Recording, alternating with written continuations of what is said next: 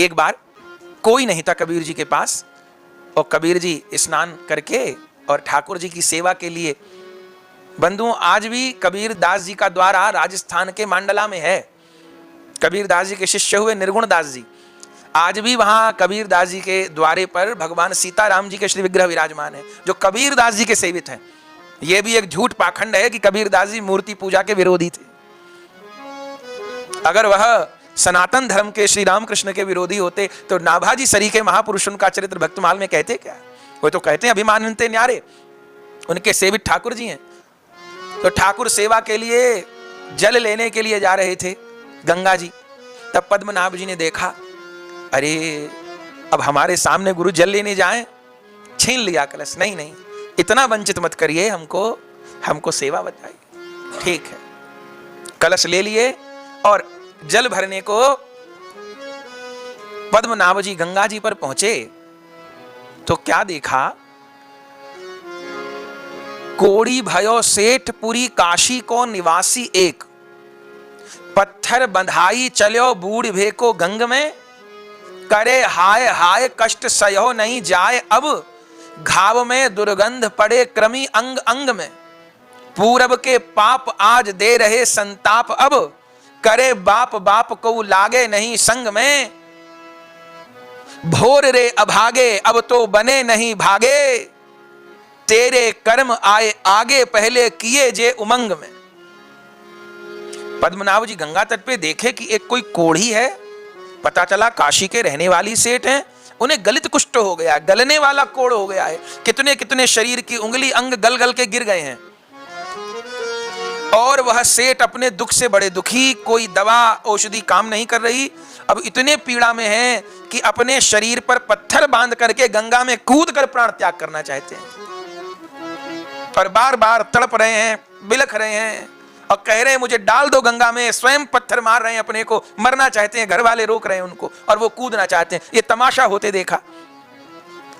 जब पद्मनाभ जी ने देखा, सारी स्थिति पता चली, तब तुरंत आए और उस कोढ़ी सेठ से कहा कि आप जिस शरीर को नष्ट करना चाहते हो, जानते हो ये भगवान का सबसे मूल्य उपहार है जीव के लिए।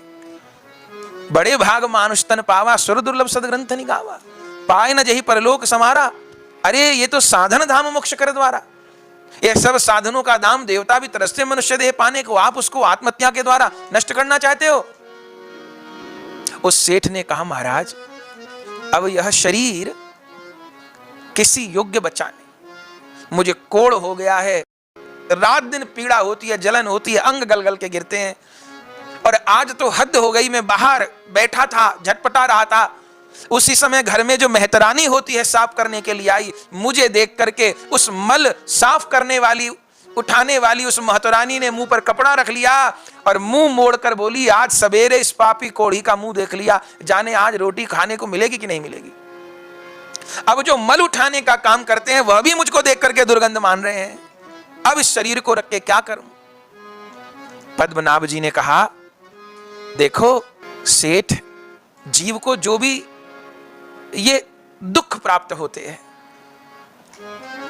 यह पापों का ही परिणाम होता है। जिस समय व्यक्ति पाप करता है उस समय तो भूले रहता है, और जब पापों के परिणाम सामने आते हैं तब फिर हाय हाय करता है। पूर्व जन्म के पाप पुण्य प्रारब्ध रूप में आते, जैसे कर्म किए पहले अब वैसे ही फल पाते। पहले पापी पाप करत में तनिक नहीं सकुचाते, पाते जब परिणाम दुखद तब सिर धुन धुन पछताते। एते पेहू मुख राम न निकसत बाप बाप चिल्लाते, प्रभु पद विमुख चहत सुख संपत्ति नाहक कुशल मनाते।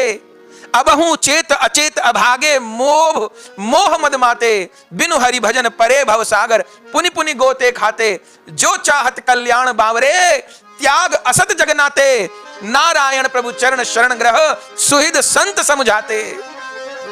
नाहक क्यों नर जन्म गमाते, क्यों अपने जन्म को नष्ट कर रहा है। महाराज ये बातें तो पहले की थी, अब तो कुछ बचा नहीं, अब क्या होगा।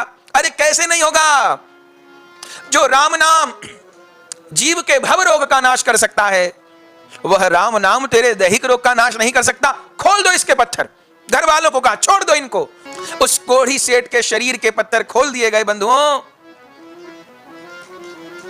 पद्मनाभ जी हाथ पकड़कर गंगा जी के बीच में ले गए और कहा 3 बार राम नाम बोलना और 3 बार डुबकी लगाना, देखना क्या होगा। जो नाम भव रोग को दूर कर देता है, जन्म जन्म के रोगों को दूर करता है, वह शारीरिक रोग को दूर नहीं कर सकता क्या? बंधुओं, बीच गंगा की धारा में खड़ा कर लिया, लगाओ डुबकी। उस सेठ ने पद्मनाभ जी के कहने से जय श्री राम, जय श्री राम कह के पहली डुबकी लगाई। जैसे पहली डुबकी लगाई, राम नाम लेकर के, वह कोढ़ का रोग समाप्त हो गया। फिर डुबकी लगाओ, जय श्री राम, जय श्री राम। दूसरी डुबकी लगाई तो जो अंग गल गए थे कोढ़ से, वह पूरे हो गए, अंग पूर्ण हो गए। फिर डुबकी लगाओ, जय श्री राम, जय श्री राम। तीसरी डुबकी में तो शरीर कंचन के जैसा हो गया, कंचन काया हो गई। पहली डुबकी राम नाम के साथ कोढ़ का रोग दूर हो गया, दूसरी डुबकी राम नाम के साथ गलित अंग पूर्ण हो गए, तीसरी डुबकी में तो काया कंचन हो गई। और महाराज, वो सेठ तो पागल हो गए, धनवान तो बहुत थे। पद्मनाभ जी के चरण पकड़ लिए, गुरुदेव गुरुदेव, तारणहार मेरे राम आप, मेरे कृष्ण आप, सब संपत्ति लुटा दूंगा आपके लिए, आप तो भगवान का रूप हो। क्या क्या कहने लगे, भीड़ इकट्ठी हो गई इस समय। तो पद्मनाभ जी ने कहा मेरी कोई बड़ाई नहीं भैया, न मुझे तुमसे कुछ धन चाहिए, न इसके लिए मैंने ये सब किया, और न मैं योग्य हूं। ये सब बड़ाई मेरे गुरु महाराज कबीर दास जी की है। मैं तो इतना पतित था, नाम के महत्व को नहीं जानता था, पर जब मुझे नाम निष्ठ मेरे गुरु महाराज प्राप्त हुए, तब उन्होंने नाम के, रूप के, लीला के, धाम के महत्व को मेरे हृदय में विराजमान कर दिया। मेरे लिए क्या आज्ञा है? कोई आज्ञा नहीं। अब पूर्व के पाप तो राम नाम ने काट दिए हैं। अब पहला वचन दो, आगे जीवन में पाप नहीं करोगे। नहीं करूंगा महाराज। और दूसरा वचन, जिस 3 राम नाम ने तुम्हारी काया सुधार दी, फिर राम नाम लोगे, तुम्हारे जन्म जन्म सुधर जाएंगे। महाराज, अब राम नाम रटूंगा। आपकी जय हो, आपके गुरुदेव कबीर जी की जय हो, राम नाम की जय हो, गंगा मैया की जय हो। बंधुओं, वह सेठ तो चला गया और पद्मनाभ जी भी अब स्नान करके जल भर के लौट रहे थे कबीर जी के पास। गुरु जी को जल लेने के लिए आए थे ना। पद्मनाभ जी पहुंचे उससे पहले तो यह घटना की चर्चा कबीर जी तक पहुंच गई। घटना की चर्चा चली, घटना की चर्चा चली, गली गली में शोर, गली गली में शोर, गली गली शोर होने लगा। क्या? पद्मनाभ हरि नाम बल, पद्मनाभ हरि नाम बल, मेट्यो कुष्ठ कठोर, मेट्यो कुष्ठ कठोर। अरे महाराज, घर घर गली गली में एक ही शोर है। कबीर दास जी के शिष्य पद्मनाभ ने कोढ़ दूर कर दिया, उस गलित कुष्ठी का, उस सेठ का कोढ़ दूर कर दिया। करत प्रशंसा लोग सब, करत प्रशंसा लोग सब, पहुंचे जहां कबीर, पहुंचे जहां कबीर, सुनि के संत कबीर जी, सुनि के संत कबीर जी, भय अधिक गंभीर। भय अधिक गंभीर। अब सब तो कि गुरु जी प्रसन्न होंगे इसलिए खबर, पर जैसे सब बात सुनी, कबीर जी कुछ रोष में आ गए। कबीर दास जी इतनी देर में तो पद्मनाभ जी जल रखे, देखे गुरु जी का मुख। अब प्रेमी तुरंत पहचान लेगा मुख देख के क्या बात है।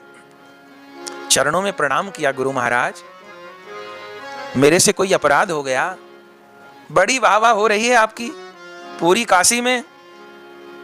महाराज, मेरी वाह वाह नहीं है, नाम की वाह वाह हो रही है। मेरी वाह क्या, अब राम नाम की वाह वाह हो रही है, कृष्ण नाम की वाह वाह हो रही है। हमने सुना आपने उस गलित कुष्ठी सेठ का रोग दूर किया। हाँ महाराज, परिस्थिति कुछ ऐसी थी, 3 बार नाम नाम लिखवाकर गंगा जी स्नान कराए, रोग दूर हो गया, अंग पूरे हो गए, कंचन सी काया हो गई आपकी कृपा से। भूल क्या हुई पद्मनाभ, तुम्हारे द्वारा बहुत बड़ी भूल हुई। अरे 2 कौड़ी की औषधि, 2 कौड़ी की औषधि, मेटे दारुण रोग, मेटे दारुण रोग, रत्न परम हरि नाम धन, रतन परम हरि नाम धन, तुम तापे कियो प्रयोग। तापे कियो प्रयोग। अरे कोड़ को तो 2 कौड़ी की औषधि भी ठीक कर देती है। जो काम औषधि से होता है उस काम के लिए तुमने राम नाम का उपयोग किया, वह भी 3 बार। अरे रोग धोग तो नामाभास से दूर होते हैं, पाप की निवृत्ति भी नाम की मुख्य कृपा नहीं है। नाम की मुख्य कृपा तो भगवत प्रेम की प्राप्ति है। और तुमने एक रोग दूर करने के लिए 3 बार नाम का प्रयोग किया। पद्मनाभ, मुझे तुमसे यह आशा नहीं थी। चरणों में पड़ गए, चरणों में पड़ गए। गुरुजी क्षमा कर दो, क्षमा कर दो, क्षमा कर दो, क्षमा कर दो। भूल तो मुझसे बार बार होगी, अनंत दोष भरे हैं गुरु महाराज। बार बार हो भूलन हार, नानक राखन वार अपार। आप रखने वाले हो, क्षमा करने वाले हो, मैं करने वाला हूं। चरणों में पड़ गए। जब कबीर जी ने समझाया, देखो मच्छर मारने के लिए तोप नहीं चलाई जाती, किसी पशु को भगाने के लिए मणि का प्रयोग नहीं किया जाता, मणि नहीं फेंकी जाती। ऐसे ही सांसारिक रोग धोग शोक के लिए नाम का प्रयोग नहीं करते। ये नाम तो जीव के अनंत जन्मों के भव रोग दूर करने की दवा है। भगवत प्रेम, भगवत सेवा, आवागमन के चक्र से छूटकर भगवत सेवा प्राप्त करने का परम उपाय है। तुमने 3 बार प्रयोग किया। देखो ये करने पर संसार में तो वाहवा हो जाएगी, लेकिन परमार्थ नष्ट हो जाएगा। पद्मनाभ, मैंने जिंदगी में ये काम नहीं किए, आज भी उसी अवस्था में हूं जिसमें पहले था। मैंने जीवन में ये काम नहीं किए। तुम्हें 4 दिन हरि नाम लिए हो गए और तुम ये चमत्कार दिखाओगे। बंधुओं, पद्मनाभ जी चरणों में पड़ गए। कबीर जी ने समझाया, इससे केवल इन चमत्कारों से, इन सिद्धियों से वाह मिलेगी। लोग कहेंगे गुरुजी बहुत कुछ जानते हैं, हाथ भी देख लेते हैं, पत्री भी देख लेते हैं, टोना टोटका भी बता देते हैं, और हां कृष्ण कथा भी करते हैं। गुरुजी भगवान का नाम भी सुनाते हैं। अब बताइए, कोई ऐसा काम करे तो उसके पास लोग कृष्ण प्रेम ग्रहण करने को आएंगे, कृष्ण नाम ग्रहण करने को आएंगे, कि अपने जगत के रोने रोने के लिए आएंगे कि गुरुजी मेरी दुकान नहीं चल रही, गुरुजी मेरे बालक नहीं हो रहा, गुरुजी मेरा शरीर ठीक नहीं हो रहा, कि मेरी घरवाली से। भैया ये सब बातें प्रारब्ध से संबंधित हैं। गुरु के क्षण, गुरु का ज्ञान, इन बातों में मत जाया करिए। गुरुदेव तो आपको परम फल प्रदान कर देंगे। उनकी कृपा को किन चीजों में नाप रहे हैं? जो प्रारब्ध आ रहा है उसको भोग लीजिए, ये बातें करी जाएंगी गुरुदेव से क्या? बंधुओं, हम लोगों ने कभी एक वाक्य गुरुजनों से इधर उधर कहा नहीं, ये चर्चा नहीं होती। गुरुदेव के पास जो मणि है, गुरुदेव के पास जो भगवत प्रेम रूप महाधन है, वह उनसे ग्रहण करना है कि मूर्खता की बातें करने। ये तो प्रारब्ध में होती रहेंगी, जाती रहेंगी, इससे कोई अर्थ नहीं है। कड़वी बात है पर सच्ची बात है। जब तक हम संसार के लाभ हानि को भजन की तराजू पर तोलते रहेंगे, तब तक भटकते रहेंगे, तब तक बेचैन रहेंगे। प्रारब्ध का अलग रास्ता है बंधुओं, भजन का अलग रास्ता है। इन दोनों को मिलाने की भूल न करिए। हाँ, भक्त को प्रभु संभालते हैं, ये तो बिल्कुल सत्य बात है। गुरु ममता करते हैं, संभालते हैं, लेकिन प्रारब्ध और भजन को मिलाए नहीं। अनुकूल हो तो बहुत अच्छी बात, प्रतिकूल हो तो भी कोई बात नहीं। अपने भजन पथ पे पीछे न रह जाए। बहुत अच्छा समझाया कबीर जी ने।